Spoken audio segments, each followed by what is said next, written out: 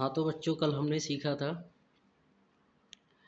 कि chemical equation क्या होता है, केमिकल इक्वेशन को बैलेंस क्यों करते हैं, ये सारा कुछ, केमिकल इक्वेशन लिखते कैसे हैं, ठीक, ये सारा कुछ हमने सीखा।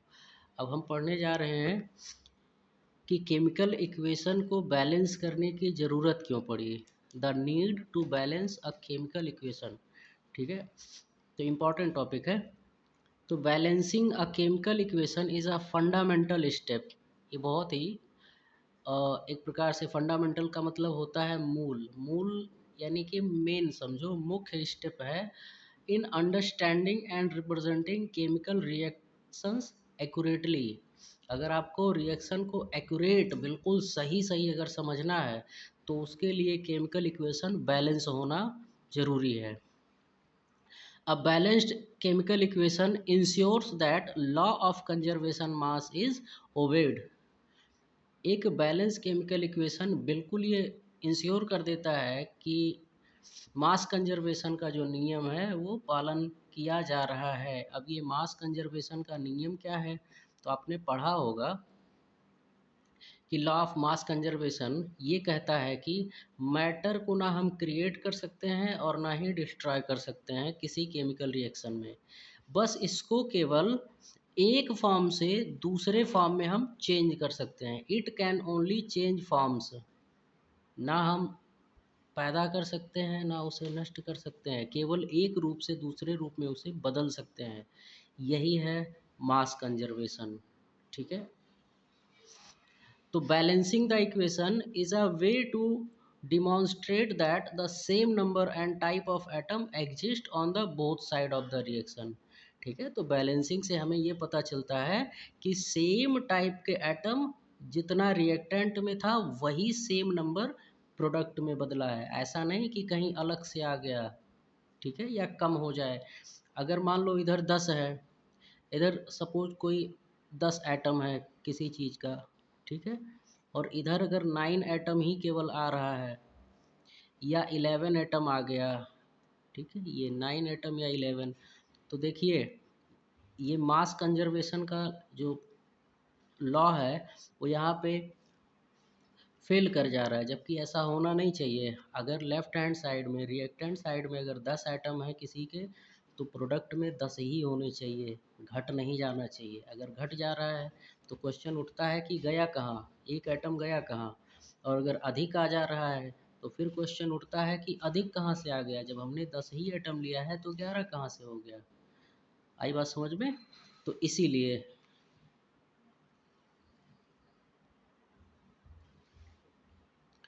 अच्छा, तो as mentioned balancing ensures that the total mass of reactants equal to the total mass of product. तो ऐसा जो है नहीं होना चाहिए। क्या होना चाहिए, तो ये होना चाहिए कि अगर 10 एटम जो है रिएक्टेंट साइड में है तो 10 ही एटम क्या हो, प्रोडक्ट साइड में। ठीक है, ये आपका रिएक्टेंट है, रिएक्टेंट, तो ये है आपका प्रोडक्ट, तो प्रोडक्ट साइड में ये, जिससे कि टोटल मास रिएक्टेंट साइड और total mass product side same रहे।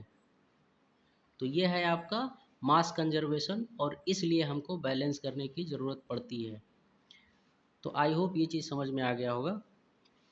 अच्छा, अब आगे बढ़ते हैं कि एक केमिकल इक्वेशन से हमें कौन कौन सी जानकारी मिलती है। ठीक है, आखिर हमने जो केमिकल इक्वेशन पढ़ा है तो क्यों पढ़ा है, उससे क्या इन्फॉर्मेशन मिल रहा है, फ़ायदा क्या है, तो इम्पॉर्टेंट है, समझते हैं। तो you know that a chemical equation is a symbolic representation of a chemical reaction. किसी भी केमिकल रिएक्शन का सिंबॉलिक रिप्रेजेंटेशन होता है, कल हमने पढ़ा। A balanced chemical equation gives the following information. एक बैलेंस केमिकल इक्वेशन ये जानकारी हमको देता है। क्या?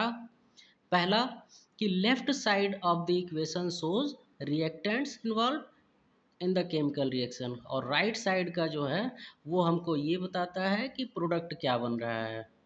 ठीक है, तो लेफ्ट साइड हम देखेंगे तो हमको ये पता चल जाएगा कि रिएक्टेंट्स में क्या क्या यूज हुआ है, और राइट साइड देखेंगे तो ये समझ में आ जाएगा कि प्रोडक्ट में क्या क्या बना है। तो ये दो इन्फॉर्मेशन मिल गई। तीसरी क्या है कि chemical formulas of the reactants and products provide information about the types and quantities of atoms involved.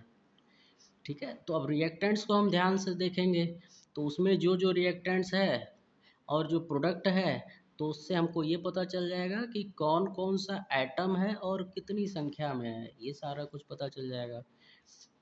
Next क्या है, the coefficient in front of the chemical formulas indicates the relative amount of each substance participating in the reaction. समझाता हूँ इसका मतलब क्या है। ठीक, इसका मतलब क्या है आगे समझते हैं, चलो यहीं पे बता देता हूँ। जैसे सपोज ये है, हमने अभी कल पढ़ा है कि 2 mg plus O2 gives 2 mgO। Magnesium के आगे कोएफिशिएंट 2 है और O2 के आगे कोएफिशिएंट 1 है, और इससे बन क्या रहा है, तो इससे बन रहा है मैग्नीशियम ऑक्साइड कितना, 2। ठीक, तो ये इसका मतलब ये है कि एक, इसको चलो मैं करेक्ट वर्ड ही यूज कर देता हूँ, केमिस्ट्री में आगे जाके आप पढ़ोगे, इसको कहते हैं मोल। ठीक, या ऐसा समझ लो कि अगर 1 चम्मच ये लग रहा है तो ये 2 चम्मच लगेगा। तो जब 2 चम्मच ये लेंगे और 1 चम्मच ऑक्सीजन, तो इससे हमें जो बन रहा है मैग्नीशियम ऑक्साइड, ये कितना बन रहा है, 2 चम्मच।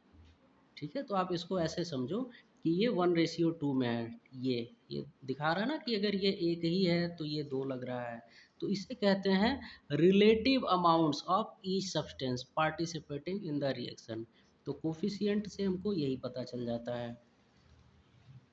आगे, it enables us to calculate the mass of the reactants and the products involved in the reaction। अब इससे जो है हम रिएक्टेंट्स और प्रोडक्ट का मास भी कैलकुलेट कर सकते हैं कि रिएक्टेंट साइड में, जैसे इसी एग्जांपल में मैं बात करूं, तो इस एग्जांपल में रिएक्टेंट में कौन कौन है, हमारा मैग्नीशियम है और ऑक्सीजन है, तो इसका मास प्लस इसका मास, टोटल मास रिएक्टेंट का निकाल लेंगे, और मैग्नीशियम ऑक्साइड हमारा प्रोडक्ट है, तो टोटल मास प्रोडक्ट का भी हम पता कर सकते हैं। A balanced chemical equation ensures that the law of conservation of mass is obeyed। और छठा क्या है कि बैलेंस केमिकल इक्वेशन आपको ये इंश्योर करता है, ये गारंटी देता है बिल्कुल कि मास कंजर्वेशन का जो नियम है वो पालन हो रहा है। इसका मतलब कि total mass of reactants is equal to the total mass of the product. ठीक, सातवां पॉइंट क्या है, तो बैलेंस इक्वेशन आपको ये बताता है कि any special condition is required during the, अगर कोई भी स्पेशल कंडीशन रिक्वायर्ड होती है केमिकल रिएक्शन के दौरान, तो उसको भी, जैसे कि कौन कौन से स्पेशल कंडीशन, जैसे कि एडिशन ऑफ हीट या फिर कैटलिस्ट। ठीक है, अब कैटलिस्ट क्या है और एडिशन ऑफ हीट, तो हीट की ज़रूरत क्यों पड़ती है, तो पड़ती है, कई सारे रिएक्शन ऐसे होते हैं जिनको कराने के लिए हमें हीट की ज़रूरत पड़ती है, हीट देनी पड़ती है, जैसे खाना पकाना, वो भी एक केमिकल रिएक्शन है, हीट देना पड़ता है हमें। और कैटलिस्ट क्या है, तो कुछ रिएक्शन ऐसे होते हैं जो नहीं होना चाहते, तो उसमें कैटलिस्ट का यूज किया जाता है। और कैटलिस्ट क्या है, तो कैटलिस्ट वो सब्सटेंस होता है जो रिएक्शन में खुद पार्टिसिपेट नहीं करेगा मगर रिएक्शन को करवा देगा। तो कैटलिस्ट उसे कहते हैं जो खुद जाके उसमें पार्टिसिपेट ना करे बट रिएक्शन को करवा दे, दैट इज कैटलिस्ट। तो जैसे एग्जांपल के लिए हमने समझा कि अमोनियम क्लोराइड अगर इसको हीट किया जाए तब जा कर के अमोनिया गैस अलग हो जाती है, ये गैस फॉर्म में अलग हो जाती है, और HCl हाइड्रोक्लोरिक एसिड अलग हो जाता है। ठीक है, तो यहाँ से इस रिएक्शन से हमें समझ में आ रहा है क्या क्या, तो देखो अभी जो समझे हैं कि एक केमिकल इक्वेशन से क्या क्या समझ में आता है, फटाफट उसको समझ लेते हैं। क्या, इसको देख के ये समझ में आ रहा है कि अमोनियम क्लोराइड जो है इधर आपका रिएक्टेंट है और प्रोडक्ट में क्या बना है, अमोनिया और HCl, तो ये दो इन्फॉर्मेशन मिल गया। तीसरा क्या मिल रहा है कि HCl रिप्रेजेंट्स हाइड्रोजन, ये, और तीसरा क्या मिल रहा है कि ये जो इक्वेशन हुआ है इसके लिए हमको हीट देनी पड़ी है, तो हीट देनी पड़ी है, और जिस रिएक्शन में हीट दिया जाता है, हीट की सप्लाई करनी पड़े, ऐसे रिएक्शन को कहा जाता है एंडोथर्मिक रिएक्शन। एंडोथर्मिक रिएक्शन, ठीक है, एंडोथर्मिक आगे पढ़ेंगे वो सारा, इसलिए मैं लिख नहीं रहा हूँ। तो आई होप कि आपको ये क्लियर हो गया होगा। अब आगे बढ़ते हैं। अच्छा, तो क्या केमिकल इक्वेशन की सारी खूबियां ही खूबियां हैं? तो आंसर है नहीं। अगर किसी की 90 खूबियां हैं तो कुछ 100 कमियां भी होंगी, ठीक है, कोई एकदम परफेक्ट नहीं होता। इसी प्रकार से केमिकल इक्वेशन भी बिल्कुल परफेक्ट नहीं है, इसमें भी कुछ लिमिटेशन है। और कौन कौन सी लिमिटेशंस हैं, तो देखते हैं, समझते हैं, और बाद में ये भी समझेंगे कि उस लिमिटेशंस को दूर कैसे किया जाता है। तो मैं तो चाहूँगा कि ये जो लिमिटेशन पॉइंट है, इनको आप अपने फिंगर टिप पे याद कर लें शॉर्ट में, और अभी बताते हैं कैसे याद करना है, तो ध्यान से समझिए। देखिए, पहला क्या है कि वी गेट मच इन्फॉर्मेशन। पहला नहीं, पहले ये समझ लेते हैं कि हम बहुत सारा इन्फॉर्मेशन जो केमिकल इक्वेशन से पा लेते हैं, but still it does not give us complete information about a chemical reaction. लेकिन फिर भी जो है बहुत सारा इन्फॉर्मेशन मिल जाता है, लेकिन फिर भी कुछ ऐसी जानकारी है जो कि नहीं मिलती है, ठीक है। जैसे क्या क्या नहीं मिलती, तो chemical equation does not give information about the physical state of the reactants and products of a reaction. Physical state की जानकारी नहीं देता। अब ये फिजिकल स्टेट क्या है, तो फिजिकल स्टेट ये है, फिजिकल स्टेट उसे कहते हैं जिसे आप अपनी आँखों से जो है देख करके भी बता सकें कि ये क्या है। जैसे सॉलिड है, लिक्विड है, गैस है, ये देख करके बता लेंगे आप, ठीक। उसका कलर कैसा है, स्मेल जो है उसको सूंघ के बता लोगे, टेम्परेचर क्या है उसको भी सेंस करके बता लोगे। तो जो सारी चीज़ें हम ऐसे ही बता सकते हैं टच करके या देख करके, वो सारा हमारा फिजिकल स्टेट के अंदर आता है। तो फिजिकल स्टेट की जानकारी नहीं मिलती। तो जनरली आप समझ लो कि physical state means solid, liquid या गैस, ये नहीं पता चलता। दूसरा, it does not show the conditions. ये कंडीशन के बारे में भी नहीं दिखाता। कौन सा कंडीशन, कि किस टेम्परेचर पे रिएक्शन हो रहा है, किस प्रेशर पे रिएक्शन हो रहा है, ये सारा कुछ, ठीक है, कि टेम्परेचर क्या है, प्रेशर क्या है, ये कंडीशन के बारे में भी नहीं बताता। थर्ड है, it does not indicate the concentration of the reactant of a reaction. ये कंसंट्रेशन के बारे में कोई भी जानकारी नहीं देता, इसमें कंसंट्रेशन नहीं इंडिकेटेड रहता। अब ये टर्म कंसंट्रेशन क्या है, तो कंसंट्रेशन को मैं हिंदी में आसान भाषा में समझा देता हूँ, ज़्यादा कॉम्प्लिकेट ना करूँ। तो इसका मतलब आप समझ लो कि गाढ़ापन, ठीक है, क्या, गाढ़ापन। गाढ़ापन, अगर उसको हम लिक्विड में घोले हैं या कोई लिक्विड केमिकल है, तो वो कितना गाढ़ा है या कितना पतला है, डाइल्यूटेड है, वो कहलाता है कंसंट्रेशन, ठीक है। तो कंसंट्रेशन के बारे में कोई जानकारी नहीं देता। तो थर्ड क्या है, फोर्थ क्या है, chemical equation does not show the nature of the reaction. Reaction का नेचर नहीं बताता, जैसे कि रिवर्सिबल हो या इरिवर्सिबल। अब रिवर्सिबल इरिवर्सिबल क्या है, तो रिवर्सिबल रिएक्शन उसे कहते हैं जो कि जो बना रहे हैं वापस वही बन जाए, वापस लौट आए, दैट इज रिवर्सिबल रिएक्शन। और इरिवर्सिबल क्या है, कि जो फाइनली प्रोडक्ट बन जाए वापस से ना आए, ठीक है। तो ये चीज़ तो नेचर के बारे में भी नहीं बताता। तो अभी तक जो हमने 4 पॉइंट कवर कर लिया है, तो उसको क्विक रिवाइज कर लेते हैं। पहला पॉइंट क्या था, कि स्टेट के बारे में नहीं शो करता। दूसरा, कि कंडीशन, कंडीशन जो रिएक्शन का कंडीशन है, यानी कि टेम्परेचर, प्रेशर, उसके बारे में नहीं बताता। तीसरा, कंसंट्रेशन के बारे में जानकारी नहीं देता। और चौथा जो है, केमिकल इक्वेशन रिएक्शन के नेचर के बारे में नहीं बताता कि रिवर्सिबल है या इरिवर्सिबल है। फिर पांचवा पॉइंट हमारा क्या है, कि it does not give any information if the reaction is exothermic या एंडोथर्मिक, ठीक है, if the heat is absorbed और given out during the reaction, ठीक। तो अगर हीट एब्जॉर्ब होती है, अगर हीट लेता है, हमसे हीट लेता है, तो वो रिएक्शन कहलाता है हमारा एंडोथर्मिक। और अगर हीट हमें मिलती है, हीट बाहर निकलती है, तो वो कहलाता है एक्सोथर्मिक। एक्सोथर्मिक, तो एक्सोथर्मिक में हीट बाहर निकलती है और एंडोथर्मिक में हीट एब्जॉर्ब होती है। तो ये भी नहीं पता चलता हमको एक केमिकल इक्वेशन से। ठीक, तो एक लिमिटेशन ये हो गया कि टेम्परेचर इन्वॉल्वमेंट नहीं पता चलता। और छठा है, it does not tell the speed of the reaction. ठीक है, ये रिएक्शन के स्पीड के बारे में नहीं जानकारी देता कि रिएक्शन कितना फास्ट होगा या कितना स्लो होगा। अगर हमको स्पीड पता चल जाए तो हम टाइम पता कर लेंगे ना कि रिएक्शन कितने देर में कंप्लीट हो जाएगा, तो इसकी भी जानकारी नहीं देता।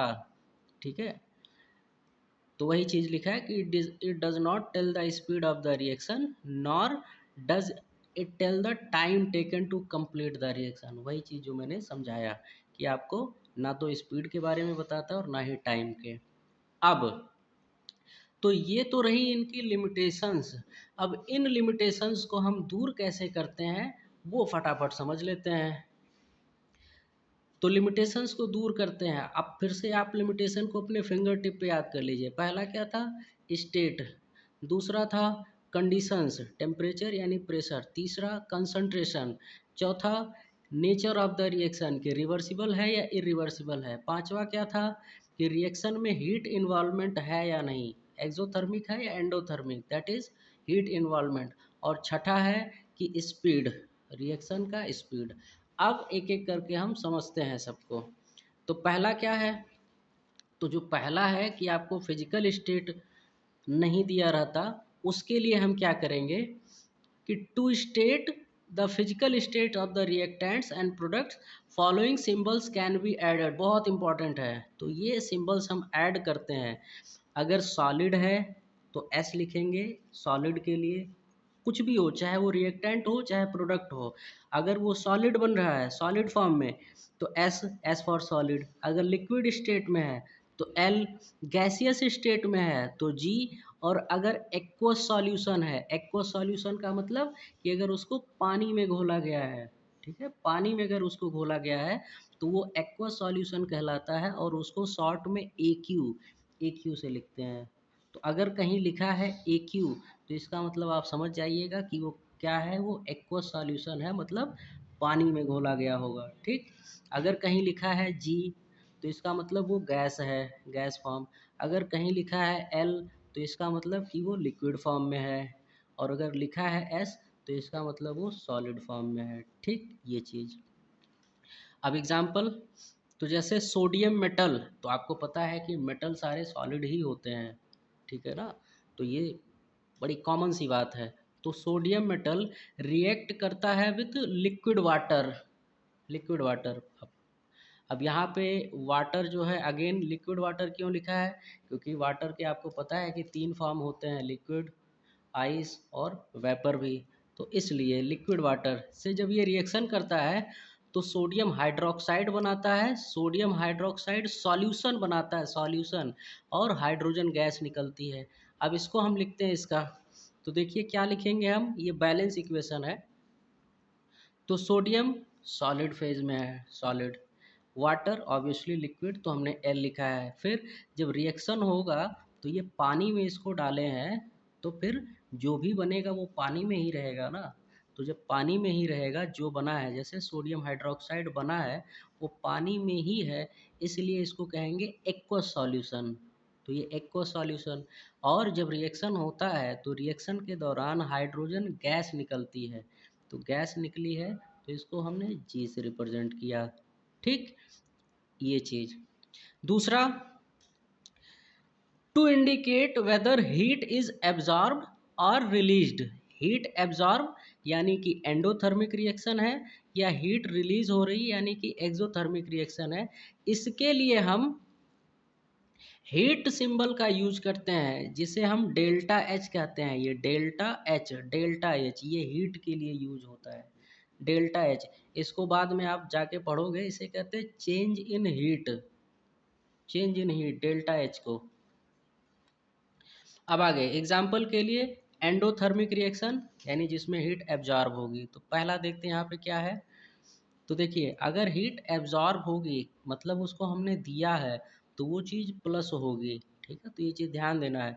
तो अगर हीट एब्जॉर्ब हो रही है इसका मतलब वो रिएक्टेंट साइड में लिखा जाएगा, और अगर हीट रिलीज हो रही है तो इसका मतलब वो प्रोडक्ट साइड में लिखा जाएगा, ठीक। तो ये एंडोथर्मिक रिएक्शन है, और ये रिएक्शन ऐसे नहीं हो जाता।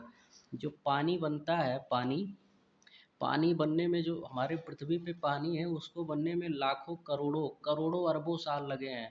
और कैसे हुआ है वो, तो वो ऐसे हुआ है कि हाइड्रोजन गैस ऑक्सीजन गैस से बहुत हाई टेम्परेचर पे, बहुत ज़्यादा हाई टेम्परेचर पे जब रिएक्ट करती है तब जा कर के पानी बनता है। तो हाई टेम्परेचर पे, तो टेम्परेचर लग रहा है मीन्स हीट लग रहा है, इसीलिए एक प्रकार का एंडोथर्मिक रिएक्शन माना जाएगा।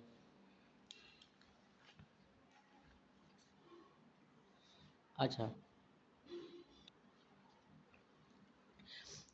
तो किसी के दिमाग में अगर ये क्वेश्चन आ गया हो कि पानी कहाँ बनता है, तो उसका मैं आंसर दे देता हूँ कि अगर आपको लैब में भी अगर वाटर बनाना है, ठीक है, ऑक्सीजन और हाइड्रोजन की हेल्प से, तो भी बहुत ज़्यादा टेम्परेचर देना पड़ेगा। और दूसरा क्या है कि जो रॉकेट वगैरह हमारा होता है, ठीक है, रॉकेट जो होता है जब उसको लॉन्च करते हैं तो आपने देखा होगा कि उसमें कई सारे स्टेजेस होते हैं। तो जब उसके थर्ड स्टेज में जाते हैं, क्रायोजेनिक इंजन जो रहता है उसका, तो क्रायोजेनिक इंजन में यही फ्यूल यूज होता है, ठीक है। जिसमें क्या होता है, हमारा लिक्विड हाइड्रोजन होता है एज ए फ्यूल, और उसको सपोर्ट करने के लिए, कंबशन को सपोर्ट करने के लिए ऑक्सीजन गैस रहती है। तो जब ये रिएक्शन होता है, या फिर जो हमारे एस्ट्रोनॉमर्स वगैरह जो स्पेस में जाते हैं उनके लिए, तो जब ये फ्यूल यूज होता है, बर्न होता है, तो रिएक्शन होती है, मतलब बर्न हो रहा है, तो उससे हमारा रॉकेट भी ऊपर जा रहा है, और प्लस वाटर भी बनता है, जिस वाटर को ये लोग पीने के लिए यूज कर लेते हैं।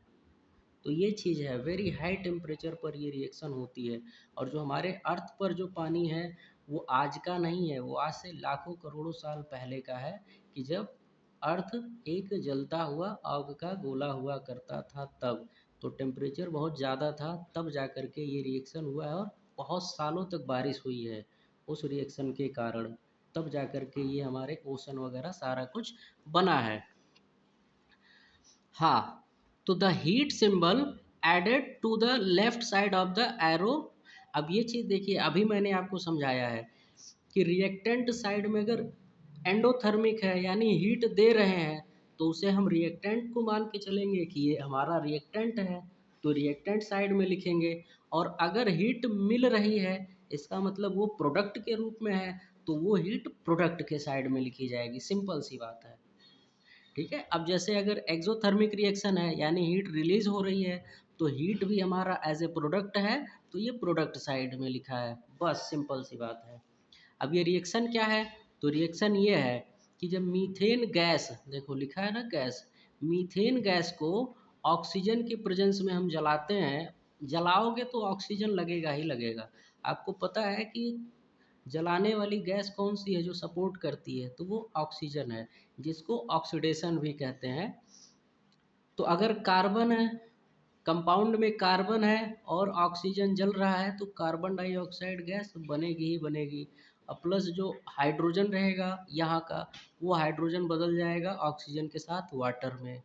तो आप, रिएक्शन कुछ डिफ़िकल्ट नहीं है कि आप ये सोचो कि ये कैसे बन गया, बहुत सिंपल है। कार्बन कार्बन डाइऑक्साइड में बदल जाएगा, और हाइड्रोजन ये बदल जाएगा ऑक्सीजन के साथ, पानी बना लेगा, सिंपल सा।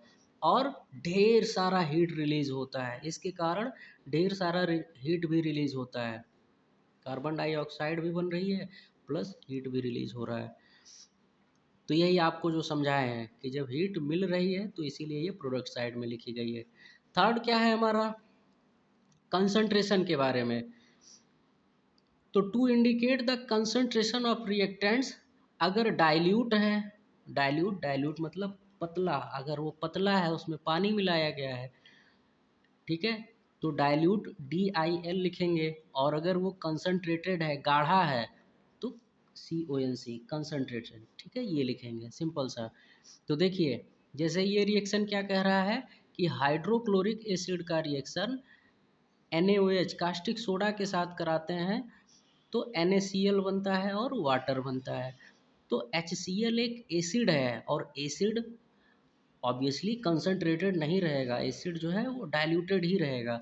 तो वही कह रहा है कि डाइल्यूट एसिड का रिएक्शन हो रहा है, HCl डाइल्यूटेड है और NaOH कैसा है, ये पानी में घोला गया है। पानी में क्यों घोला गया है, क्योंकि NaOH सॉलिड मिलता है, तो जब तक पानी में नहीं घोलोगे रिएक्शन नहीं होगी, तो इसीलिए ये डाइल्यूटेड है, लिक्विड ही होगा और ये पानी में घोला गया। और रिएक्शन के दौरान क्या बनेगा, तो देखो ऐसे NaCl के साथ NaCl और H और OH मिलके वाटर, तो NaCl तो पानी में ही है यानी नमक पानी में ही, और वाटर बन गया। नेक्स्ट क्या है कि कंडीशन, अब कंडीशन जो है वो पता नहीं चलता था, लेकिन अब कंडीशन के लिए हम यूज करेंगे। अगर टेम्परेचर है तो टेम्परेचर भी हम मेंशन करेंगे, प्रेशर है उसको भी मेंशन करेंगे एरो के ऊपर। जैसे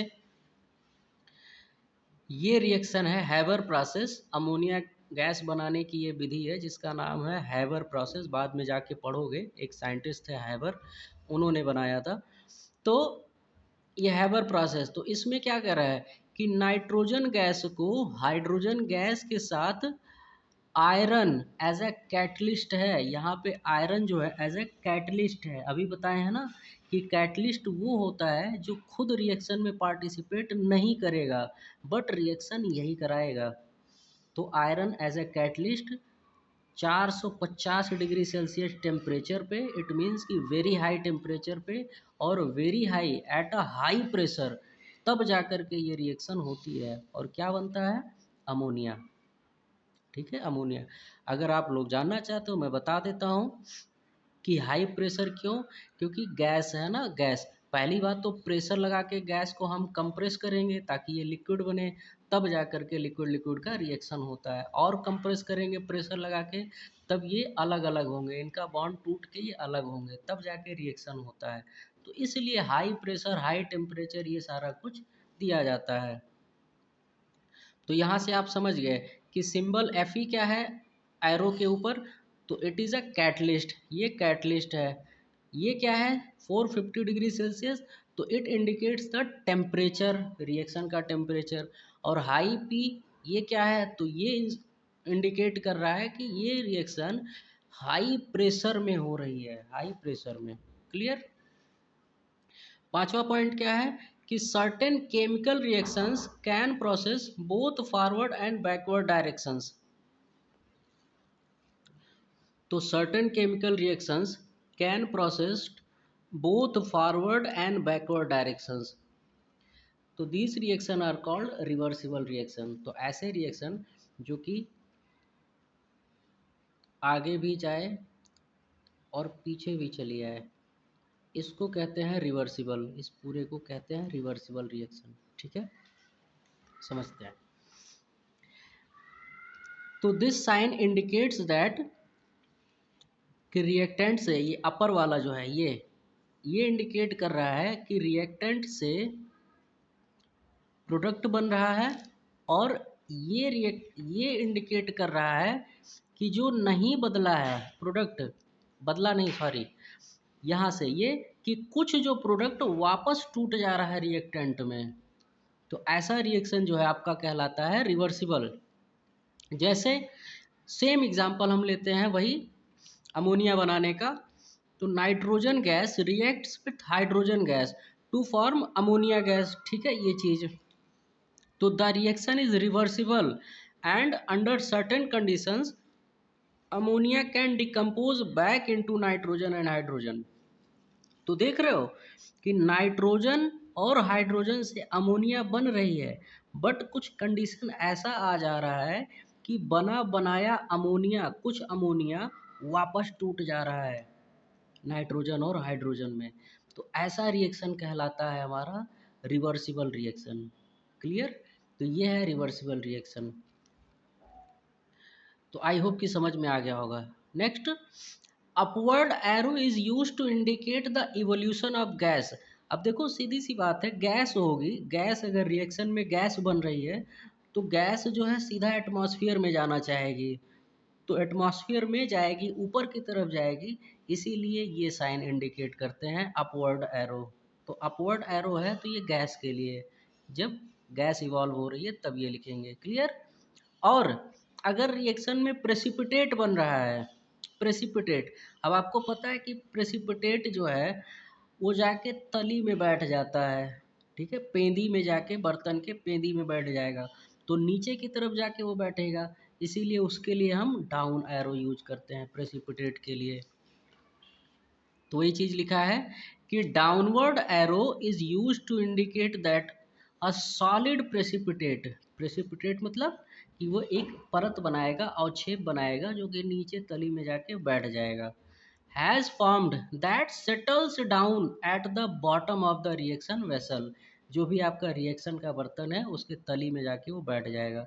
तो प्रेसिपिटेट कहीं अगर बन रहा है तो उसके लिए डाउन एरो यूज करेंगे। तो अगर डाउन एरो यूज हुआ है तो इसका मतलब आप ये समझ जाना कि ये क्या है, ये प्रेसिपिटेट है। अगर कहीं अपवर्ड एरो बन रही है तो इसका मतलब ये समझ जाना कि ये गैस है। ठीक, तो ये समझ लेते हैं इस रिएक्शन को। देखो ये क्या है, तो कैल्शियम कार्बोनेट, आपका जो मार्बल वगैरह होता है वो कैल्शियम कार्बोनेट ही है। तो कैल्शियम कार्बोनेट पत्थर है ना, तो पत्थर है, अगर पत्थर को भी बहुत हाई टेम्परेचर पे, at a very high temperature अगर उसको जलाया जाए, हीट किया जाए, तो वो भी टूटता है। अब किसमें टूटता है, तो कैल्शियम ऑक्साइड चूना बनता है और कार्बन डाइऑक्साइड गैस निकलती है। तो ये है कैल्शियम ऑक्साइड यानी कि चूना, लाइम, और this is carbon dioxide gas. तो ये जो CO3 का ये जो कार्बन था, कार्बन और ऑक्सीजन, दो ऑक्सीजन CO2 ये निकल गया, तो कैल्शियम और एक ऑक्सीजन कैल्शियम ऑक्साइड चूना ये बच गया। ठीक, प्रेसिपिटेशन रिएक्शन को समझ लेते हैं कि जब हम, इसका नाम क्या होगा, गुड, इसका नाम है silver nitrate, this is Ag silver, and this is NO3 nitrate, silver nitrate, और ये आपका सोडियम क्लोराइड। तो जब सोडियम सिल्वर नाइट्रेट का रिएक्शन सोडियम क्लोराइड के साथ कराते हैं तो AgCl बनता है, जो कि प्रेसिपिटेट होता है। चांदी, चांदी मेटल है, तो जब मेटल है तो हैवी होता है ना, ये चीज़ मेटल जाके नीचे पेंदी में ही सॉलिड फॉर्म में ऐसे बैठ जाएगा, तो नीचे जाके सेटल हो रहा है, प्रेसिपिटेट है, इसीलिए डाउनवर्ड एरो यूज किया गया है, और सॉल्ट बन जाता है, दैट इज सोडियम नाइट्रेट। ठीक, अब ये रिएक्शन हुआ कैसे है, तो बाद में अगले चैप्टर में हम सारा कुछ पढ़ने वाले हैं कि ये रिएक्शन का नाम क्या है, कैसे होता है, कैसे नहीं होता है, everything we are going to study in the next chapter, chemical reaction. तो आई होप ये चैप्टर आपने एंजॉय किया होगा, इसको अच्छे से पढ़िए, रिवाइज कीजिए, बहुत इंपॉर्टेंट है ये चैप्टर। यहाँ से, यहाँ का पढ़ा हुआ, यहाँ का गैदर किया हुआ नॉलेज, यहाँ इकट्ठा किया हुआ ज्ञान अगले चैप्टर में यूज होगा। चलिए, थैंक यू, टाटा। चैनल को सब्सक्राइब कीजिए और सपोर्ट कीजिए। Thank you very much.